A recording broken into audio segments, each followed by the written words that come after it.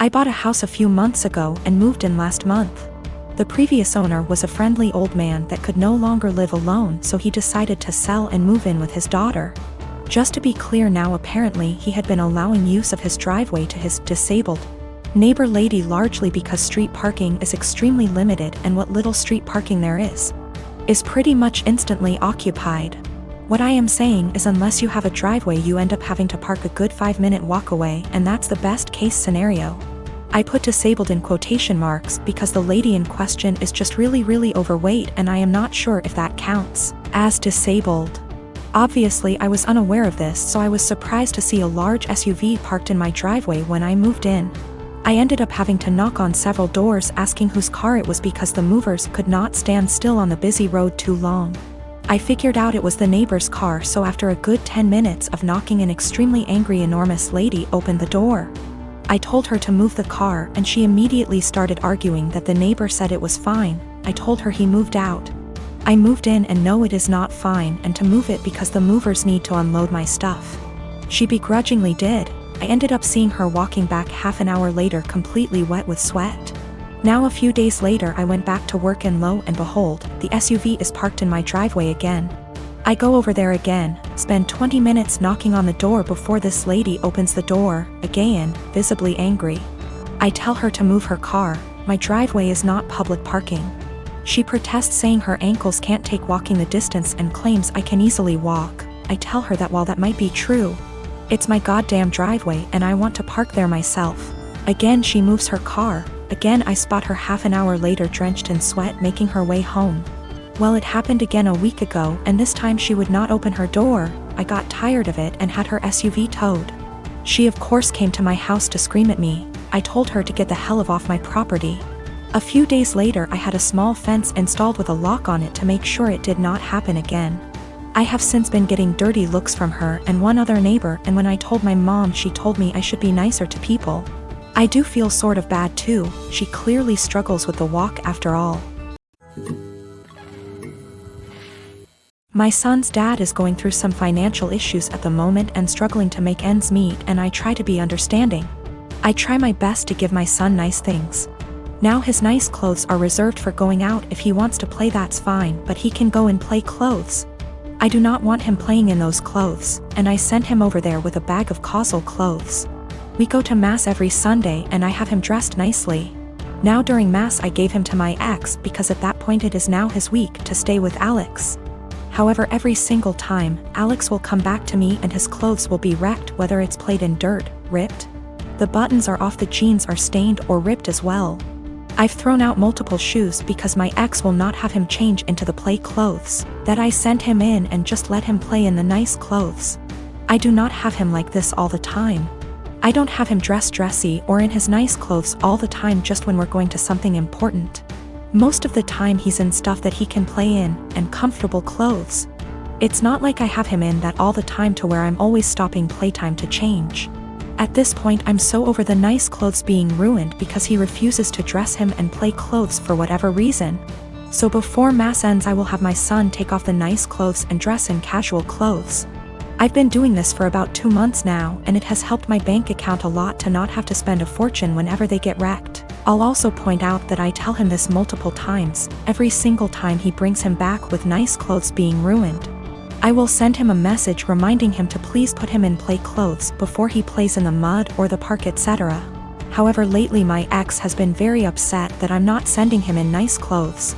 I told him that I used to, but he kept on ruining them for whatever reason, and I don't want them ruined.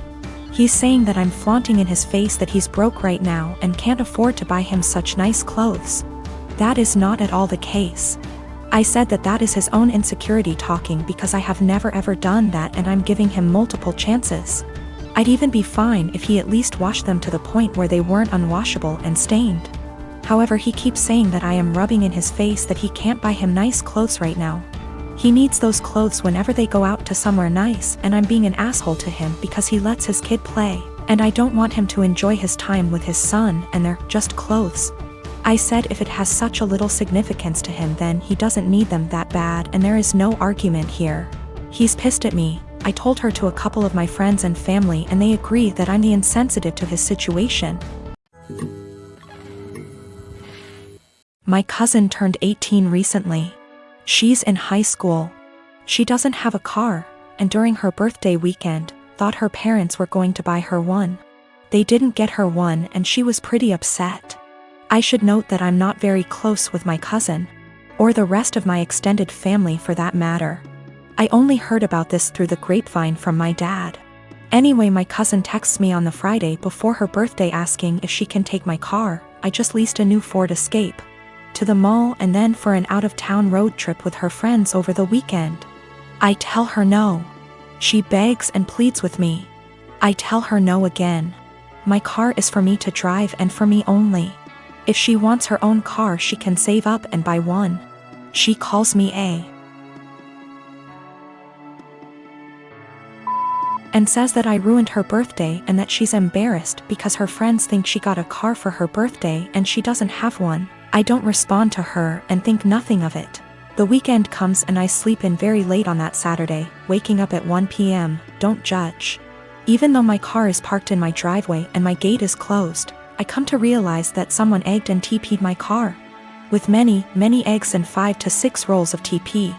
And since the weather was warm outside, the raw egg baked into my car, along with the dried up toilet paper, destroying the paint. Since I have security cameras around my house, I decide to go back and watch.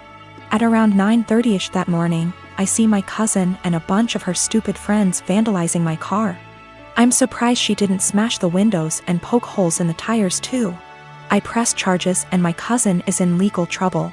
Her and her parents are pissed off at me for pressing charges, her parents telling me that she's just a kid, and that she's been through a lot of emotional stress doing virtual schooling for this past year and that I should take that into consideration, and that I should be ashamed of myself for pressing legal charges against my baby cousin. That I'm almost 30 and don't I remember what I was like at that age? I do remember, and I wasn't stupid enough to egg anyone's car. And can't she work something out with me like doing chores around my house for money if I drop the charges, that she's young, that she doesn't need a felony on her record, etc., and that it was just a prank. Right after I pressed charges, my cousin was calling and texting me over and over saying that this could have been avoided had I let her take my car. I need to add that my cousin already has a felony on her record, a DUI. She's not remorseful of anything. Also, my aunt and uncle will not pay me for the damages. They just want me to drop the charges and pay for everything myself like nothing happened. Almost all the marriages in my family have been arranged marriages. My mom's marriage to my bio dad was an arranged marriage, but it ended up in a messy divorce and him completely abandoning us before I was even born. My mom had a love marriage the second time, despite the disapproval of her family, and has been much happier with my stepdad than she probably would have ever been with my bio dad. Because of this, my mom has always been very adamant that she would not try to force us, my siblings and I, into arranged marriages despite what the rest of our family thought. I've been with my fiancé for 3 years now. We got engaged 2 months ago. He's met my parents and siblings, but as far as the majority of my extended family were concerned, I was single until 2 months ago. Early last year, my fiancé dropped me off home after work one day and my uncle was there. My uncle is the oldest sibling my mom has, so he's seen as the head of the family.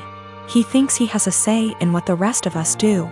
It was obvious my uncle was pissed, and he ended up grilling my fiancé, and I assume he met his standards. A lot of arranged marriages are about what both families can gain from one another, so he told my mom to get us married quickly. He wanted to make it look like we had an arranged marriage before the rest of our family found out. My mom ignored him and told us to keep dating if it's what we wanted. Over the past year, he's mentioned me getting married to my mom every single time he's spoken to her. Apparently, my uncle assumed just because he'd given the order that we were going to get married soon. He told my cousin, his daughter, that I had agreed to an arranged marriage, and because I had and she was older, she should agree to the match he'd found her. My cousin never mentioned this to me, but she did agree to marry the man my uncle found for her. They got married late last year. They haven't had a good marriage and my cousin is very unhappy. Her husband is incredibly controlling and hardly ever lets her go anywhere without him or a member of his family. Last week, she was over at my house when my fiancé came over to drop some of the clothes I'd left at his place over. When I told my family about my engagement, They all assumed it was an arranged marriage and I didn't bother clarifying because it really isn't anyone's business. You don't tend to do sleepovers if you're having an arranged marriage, so my cousin knew immediately it wasn't what she assumed. She started asking me questions about my relationship and I answered honestly. She got really angry at me and kept demanding to know why I didn't tell her about him.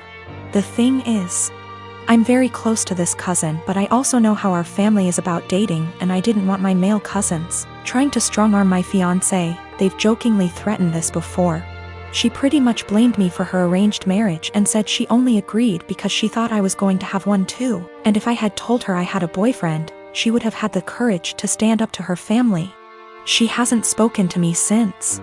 I do feel bad for her. I know how unhappy she is, but if she had mentioned what my uncle told her earlier, I would have clarified. I don't want this to be the end of our relationship, but I don't know what I can do to fix this.